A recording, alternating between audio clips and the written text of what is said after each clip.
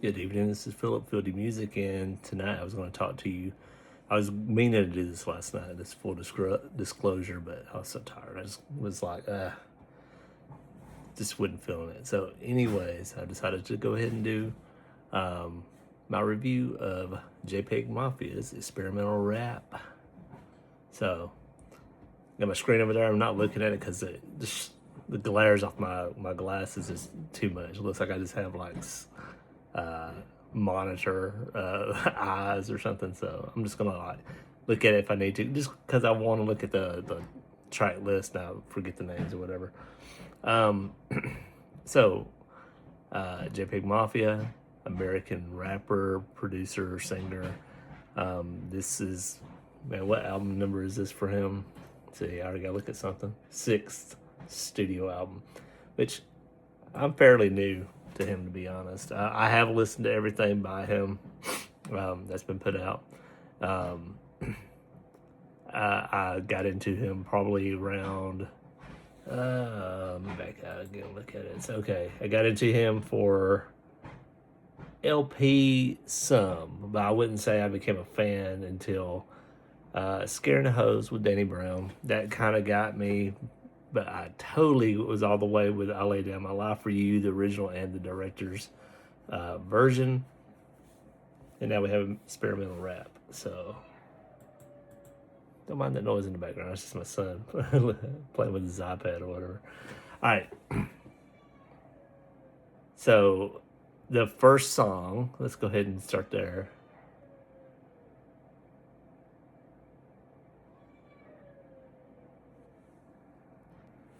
All right, there you go.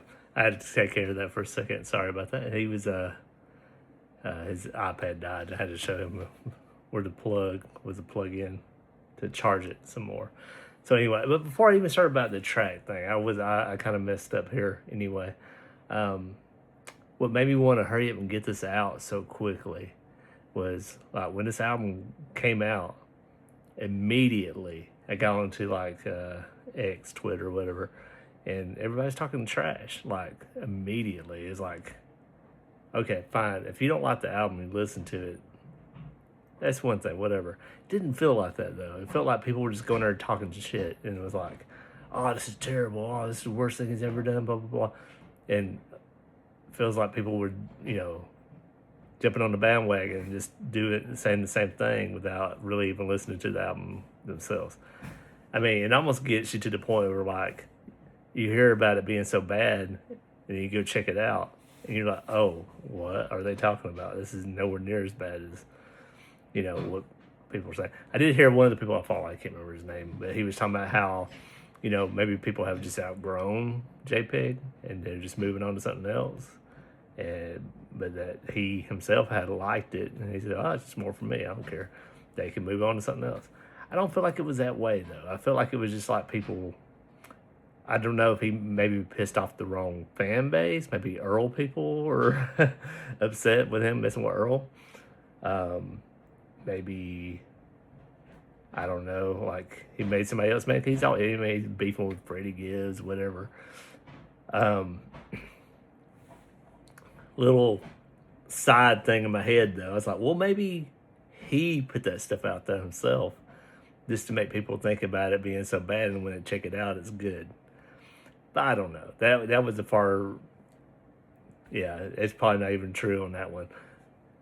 Probably what it is just people started just saying it, and everybody started copying each other like a virus, and it's like, oh, this is terrible, blah blah blah. Anyways, this album is nowhere near what they're talking about. So this is a very good album. So really, really, really good. So let's go ahead and start with the first track, which is in Japanese, I believe, The Art of Projection. I like the way it starts out. I think it sounds cool, like gospel-y and like choir-like, and just I feel like this is another one of those things where I say like for let's say for example Adele. Every track I'm gonna say, oh, her voice is so good. I mean, I can't even think of an Adele track where I don't think she sounds good. Same for JPEG's production. I can't think of any track where he doesn't sound good on production. at least. Now, people were also complaining about his flows and everything. And the more I listen to this album, which I've listened to it multiple times, I don't really feel like the flows are samey. And I don't go for JPEG for that stuff anyway. I don't go for him. I mean, not saying he's not good at rapping, because he's a fast rapper. I think he sounds good.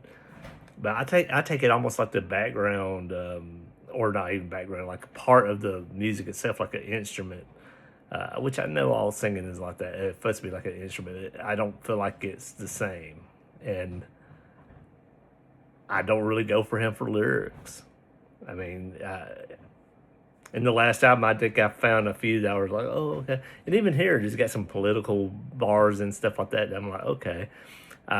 Nowhere near as good lyrically on this album compared politically, like Genesis Owusu with his album that came out this year. He was more focused with that stuff. This is like, a little one bar there or a couple stanzas here. And then we got the next track is Baby Girl, the first single. Which, at first when I first heard it, I was kind of like, I don't know if I'm digging this one as much. But it's the thing with JPEG. Every album sounds different, and he's always like trying different things. I think I saw a meme where somebody was comparing him, like, oh, okay, this last album was this. This album is more of this. Even though there's elements from the last album that's on here. Like, there's a lot of rap rock combinations. And even this album, too, I feel a lot of Skrillex and sometimes digicore or video game music sounds and stuff like that, bled throughout. Some of it even reminds me a little bit of like the Korn Skrillex combo thing, which I did like. I now like Skrillex by himself. I like Korn by themselves, but you get little elements of that. And I always like it when Peggy raps over like an acoustic beat and everything, or with some cool electric guitar soloing going on. I like all that, and this album has this in spades. It's good. So anyway, that track, Baby Girl, grew on me a lot. I do like, or I was a fan of, like, I would say more of the when Fergie joined Black Eyed Peas, their time together. I was like a little bit of a fan before her, and not so much after she left. But they sampled My Humps on this one. I believe it was a sample, or is it interpolation, really? But they gave credits to them. So anyway, this song grew on me a lot. Burning Hammer, though, is the standout track to me on this album. The percussion in it is killer. I just love it. And there's like so many different change-ups in it. And I believe it's I was saying if it's the longest song on this one. It is, which is not very long. But compared to the rest of them, this one feels like a progressive rock length track. This is only 3 minutes and 13 seconds.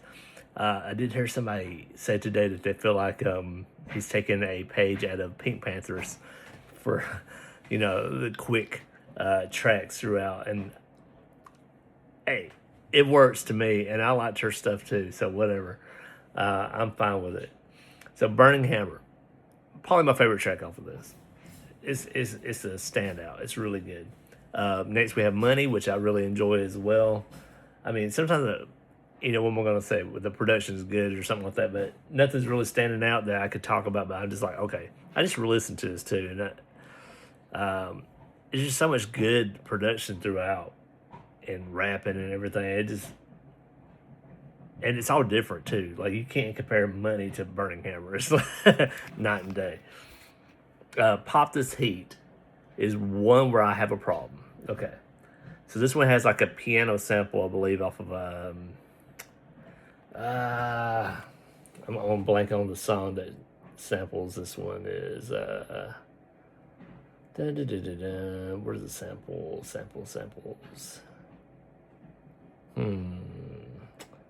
Pretty sure it is sampling Ariana Grande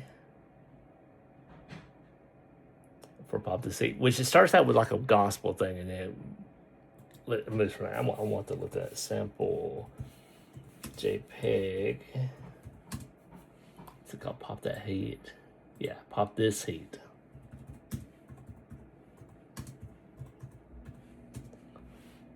Alright. Come on. Okay, no, it's actually samples a little bit of Love, which was sampled somewhere else, so I know it has been, because I did not hear it from Brenda Russell. Still Not a Player, Big Pun featuring Joe, and The Way, Ariana Grande featuring Matt Miller. That's where I know it from, The Way. Alright, so a little tangent aside. I've heard it sample so much, and it doesn't do much different compared to all these other songs, more classic songs, to be honest. So every time I hear it, it takes me out. Is the song bad? No. I still like it. It's just that part takes me out. I mean, it's throughout the song, but I'm hearing it, I'm like, oh, Ariana Grande. Okay. Maybe for other people, it's like, oh, Brenda Russell. Oh, Big Pun. Anyways, we get back on track with Meet the Dillers. Meet the Dillers is great. Head is great. All of them is great. I'm trying to think of one that kind of stands out. Okay, GYBB. It has like this Russian singing and stuff like that. I find that very interesting. Goes right into Tsar Bomba, and that's pretty cool as well. Mask On is very different for me as well, because it sounds like almost like a hip hop, like it almost wants to go a little trappy, it feels like, but then it doesn't, and it's like, I don't know. And at the end, it's like, it's a good song. Check it out. And then I forgot to mention Yin, which was track 11. So I skipped a couple of them. So Yin was the second or third single, and I like that one too. I think it's the third single. And also we have Since I Met Ye, which is track 10. I forgot to mention that one. While that one is kind of like, I'm kind of like, I don't have a problem with that. I do like the production of it and everything, but the title of it is more interesting than anything else about it. Now Lights, he samples all the lights from My Beautiful Dark Twisted Fantasy. And I shared it with some like co-workers and people like that, and they're like, oh, well, this is actually sounds a little better than we don't have all the singing and everything like from Rihanna and stuff like that, so yeah, there's that, but this still sounds really good, and I feel like it's very to be a child of like Ye and everything like that, musically, it's almost like giving honor, showing honor to him in that regard. I'm separating art from the artist, and I do believe in like forgiveness, especially in like what he has done and everything like that. So I'll say that. And I did read somewhere else. JPEG was putting out something about like wanting to really stand out against white supremacy and stuff like that. Maybe because of his connection with Ye, people started talking and stuff like that. But he's like, I don't care if I lose some fans, whatever. I'm gonna really say, hey, I'm out about this. And I did see too, like he has been trolling and doing some interviews where he's been like, what somebody says like the wrestling heel or whatever, but saying like, oh, all the white people are mad today, and I did not understand what he's talking about. And I'll get there in just a second, but I'll just jump to it now. There's a lot of bars on here about January 6th, Charlie Kirk, Erica Kirk. But man, he gets it, and the song is really good still. But there's some bars in there about Charlie Kirk on the First Amendment, and they are rough. I was walking my dog the first time I heard it, and I dropped my phone while, and I was like, oh my gosh, because my neighborhood is kind of Trumpy and everything like that. And I'm like, I might get beat down. I better watch out. So, yeah, I turned that down a little bit, and then we'll listen to it later. And I was like, oh my gosh, I had to show my wife on it. I said, wow, that's pretty rough. Especially because sometimes in the mixing of some of the songs, his vocals are not as audible, so you have to go looking at the lyrics. But this one's very clear, so really enjoyed Chat. That's track 23. Back up to 22 with Civil War, which is written in Cantonese, is what my wife told me at least. I really like No Strippers in Heaven. War Over Land, I missed that, was track 19. That was the second single, I believe. Bridges on Fire has Buzzy Lee back again. She was on the last album as well, I believe twice. But she's the daughter of Steven Spielberg, I believe. And I love her voice. I think she's great. So I love seeing them working together. And then last but not least, we have a guitar and instrumental at the end. You will always lose money chasing women, but you will never lose women chasing money. Very long title, and I totally messed it up today talking to somebody at work about it, but I was able to read it there and it was fine, so or close enough. But it sounds beautiful. I love it at the end. That was actually growing on me because I was like, oh, okay, this is a good ending to the album. So that is it. I am going to give this one a 9 to 9 out of 5, 9.5 out of 10. I'm going back and forth with it, but I think this is great. I think this is probably his best work to me. I'm looking forward to what the director's cut happens because he said it's going to be dropping soon, probably later this year or something like that. I don't know. I'm just guessing on that. But anyways, that's what I think about it. And if you don't like it, you don't like it. It may not be for you. This is totally for me. It has so much to like. I don't know, like I was saying, like the metal and the rock rap and